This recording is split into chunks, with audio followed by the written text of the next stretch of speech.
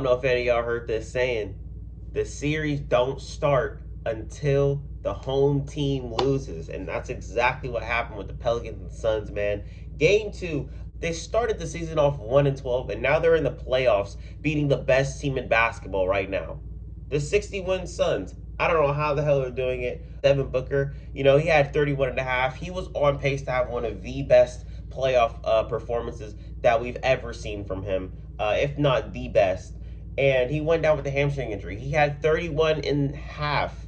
He had 31 going into halftime, and the next thing you know, he pulls his hamstring. They're saying that it's like right hamstring tightness or something like that, but it happened on like a fast break. He was going down trying to block the shot, and next thing you know, he felt his hamstring, and he knew it at that exact moment, man. And it's tough. It's tough. I'm very upset that Devin Booker went down with this injury, man. It sucks, but that is not the reason why the Suns lost this game. The Pelicans came out to play. Brandon Ingram had himself a damn night, bro. 37 points, 11 rebounds, 9 assists. He was too lazy to get that one assist to get a triple-double. It would have been his first triple-double in his whole entire career. But it doesn't matter. They got the W. CJ McCollum was on one today. I think he had like 28 points. The thing is, with CJ McCollum, his decision-making this whole entire game was just absolutely on point every single time. I mean, he was taking a little bit of questionable shots, but every time he needed to play make, every time he needed to pass the ball, he was right there. He was making the right play almost every single time, and it was a treat to watch, man. This trade that went down during the trade deadline is looking like one of the best trades in a very long time for this Pelicans team. This is exactly what they needed. CJ McCollum is literally exactly what they needed. You know what I'm saying? To be honest, if you're asking me, I think this team's going to for sure be in the playoffs next season. I don't think it's going to be no damn play-in situation. I think that they might be like a 5th or 6th seed. I don't think they're going to be at the top of the conference, but I for sure feel like this team has the potential to be a 5th or 6th seed. I mean, if you think about it, a lineup of CJ McCollum, Herb Jones, and we're going to talk about Herb Jones in a bit. You got a lineup of CJ McCollum,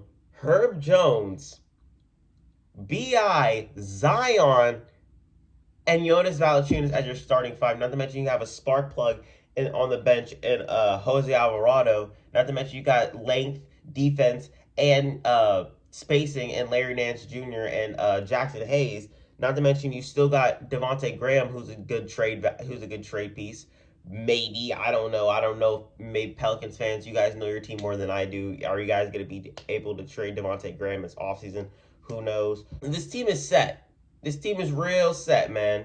And I can't wait for their future, bro. I cannot wait for their future. And I cannot believe that they stole this game, bro. Willie Green. Let's talk about Willie Green for a second. Because the man is an amazing coach. Now, I just figured out that he was the assistant coach for Monty Williams a couple years back and last year. And don't crucify me. Don't crucify me, Suns fans. Don't crucify me, Pelicans fans at all, bro. I didn't watch your team in the beginning because I'm not going to lie. You guys went 3-16, 1-12, whatever you guys want to call it. But now you guys are in the playoffs. And now I have no choice but to watch your damn team, man. But they were saying that Willie Green and Monty Williams are like brothers and they know each other very, very well. And it was showing in the game today because Willie Green, he was yelling at his guys like, go, go, go, go. Like, he wants to push the damn pace. And Monty Williams, right in the damn huddle, was like, you hear this nigga, bro? He's talking about go, go, go, go, go. Slow the game down. Slow the game down. And that is exactly what the Suns did. But they still couldn't get the win because Pelicans kept their foot on the damn gas, man. And it just looked like they were just so matured and they knew what playoff atmosphere was. And they looked like they had been in the playoffs multiple times in their career. But you got to remember that is this Brandon Ingram's first playoff series? I'm really starting to think that now. Is this his first playoff series or am I bugging? They looked like they knew what they were doing out there, man. And it was so fun to watch, bro, because they looked like they were a polished veteran team. And to be honest, that just goes to show that they are very, very well coached, man. So shout out to Willie Green for that. I tweeted out that I was going to enjoy this playoff series. You guys can go follow my Twitter right here. But I said that I was going to enjoy this playoff series. And then after they got blown out in game one, I was like, you know what? Never mind. I don't really give a fuck about the series no more. But now they tied it up, going back to the Big Easy, going back to Smoothie King Center with home court advantage, bro. You don't understand. If they win both games, because if you ask me, the Pelicans team, they run off their damn crowd. And if they do not have Devin Booker to make those tough shots, I am afraid for this team, man. I think that this team can still, win. I'm not gonna lie. I'm just saying that they have a chance that they can lose. And goddamn, this team won 62 games. I mean, why would they lose to a Pelicans team who is under 500? You know what I'm saying? Like, the Suns are miles ahead of the Pelicans. Chris Paul, he had 17 points, 14 assists. He tried his best. I feel like he needed to take over a little bit more. I feel like he was, passing a little bit too much. Jay Crowder had a horrible game. He went 3 for 11. Another one of those stinkers from Jay Crowder. And I'm not going to lie. If Devin Booker ain't out, somebody going to have to hit the shots. And it's got to be CP and Jay Crowder, if you ask me. Cam Johnson, he had himself a game today. It just wasn't enough, man. It looked like the Suns were going to try to get the win, but they just couldn't. And it was really bad, bro. Enough of that. I want to talk about the Heat versus Hawks for a second because my man Jimmy Butler, bro. Jimmy G damn buckets, bro. Charles Barkley said it best. Jimmy effing Butler, man. 45?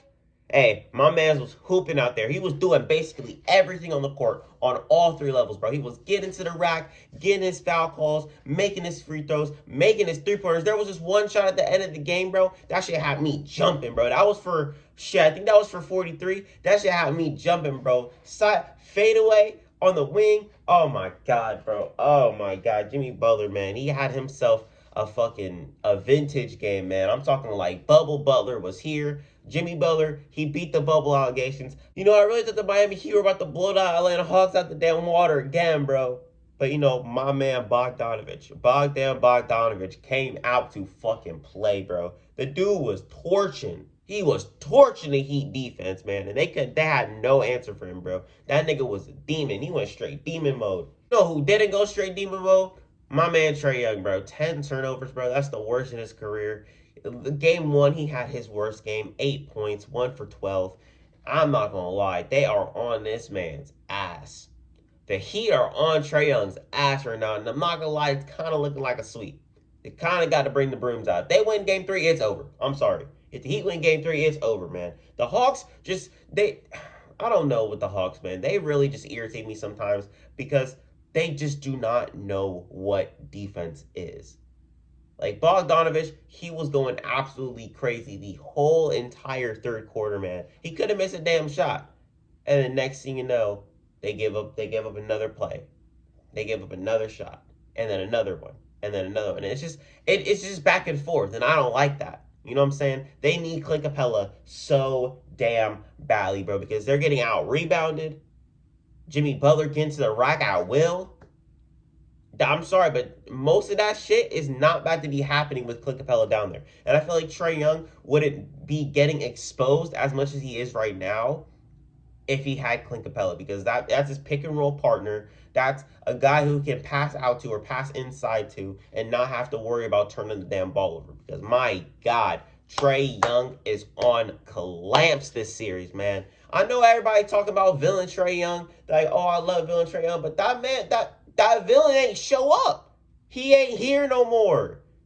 The Miami Heat took care of fucking business tonight or last night. To be honest, if you're asking me, if he continues playing like this and if we get this Jimmy Butler throughout the whole entire playoffs, the Miami Heat ceiling has gone from contender to shit. They might fucking win the East. I'm not even joking, man. Because the way that Jimmy Butler played tonight was absolutely insane. He said in his post-game interview that his guys are, encouraging him to play like this. He should be able to play like this throughout the whole entire playoffs, man. I need him to play this throughout the whole entire playoffs because if he does, this Miami Heat team is going places, man. I'm talking about places like the NBA goddamn finals, man. Trust.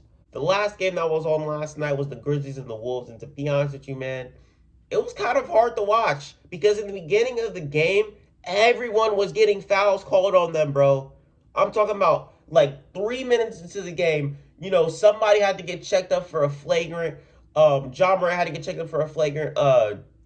Patrick Beverly, he like wound up and like fucking slapped the shit out of John Moran. Next thing you know, my man, I think it was Jared Vanderbilt was on the damn ground. He was hurting and they had to check for a flagrant for that. And then next thing you know, Cat and Steven Adams, they're in foul trouble with 2 fouls already. It was just so much, and I could not bear to watch it. Thank God there was another game on during that time because I was not about to sit there and watch that shit. Same thing with the Philly and 76ers. Wow. The Philly and Toronto series, I can barely watch that series because every time I look up, there was this one tweet, I can't remember who it was, but he was saying, I'm editing my damn video right now.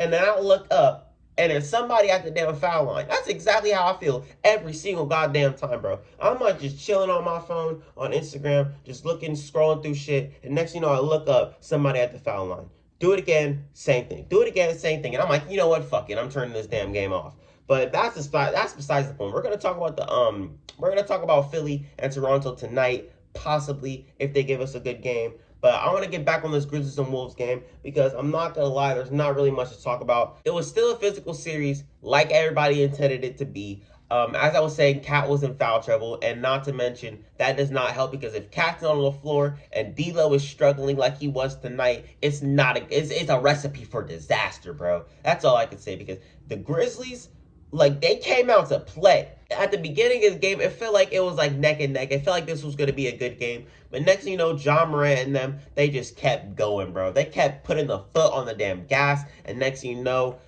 the Timberwolves are choking another damn game that they needed to win, bro. If they would have won this game, they would have won back to Minnesota 2-0. That probably would have been a recipe of disaster for the damn Grizzlies. I mean, trust me. But Ja, he had himself a game. He was only one rebound away. He was too lazy to get that. Exactly like Brandon Ingram. Nobody down low can stop Ja. Like I was saying, Cal was in foul trouble, so he was sitting on the bench the majority of the game. I think he only had like 23 minutes. Let me check. Oh my God, they got creamed. If your star player is sitting on the bench, he played 27 minutes today. If your star guy is playing 27 minutes because the nigga's in foul trouble, that is a recipe for disaster, as I said multiple times in this video.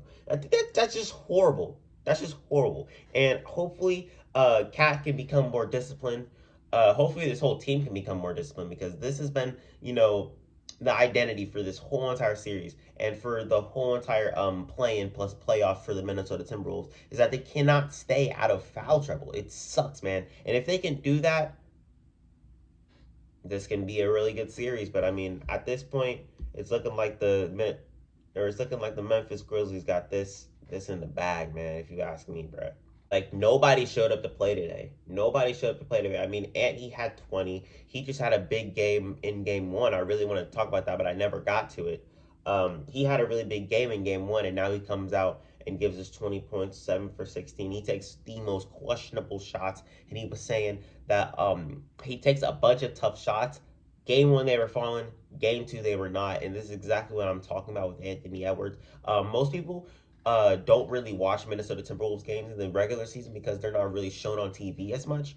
But the thing is with Anthony Edwards, he'll give you a 40-point game, and then the next night he'll give you 18 and 19. I saw this on YouTube. I commented this on one of my comments. If I can find it, I'll put it up here. But everything that I said basically came true today. Anthony Edwards, I feel like, in my personal opinion, he did not have a good game. 5 turnovers. I feel like he needs to work on his shot selection. If he can work on his shot selection and when to take the shot, when to pass it, I feel like he can be a better NBA player than he already is, man. He's already shown flashes of being like an all-star, star player. And to be honest with you, man, today wasn't a good day for the damn Minnesota Timberwolves, man. I mean, minus 26s across the board. Only guy to give you plus, like a good plus minus is Jalen Noel, who played 11 damn minutes. It was a stinker. I'm not gonna lie, it was a stinker. Let's go back to Minnesota and let's at least get one W, bro.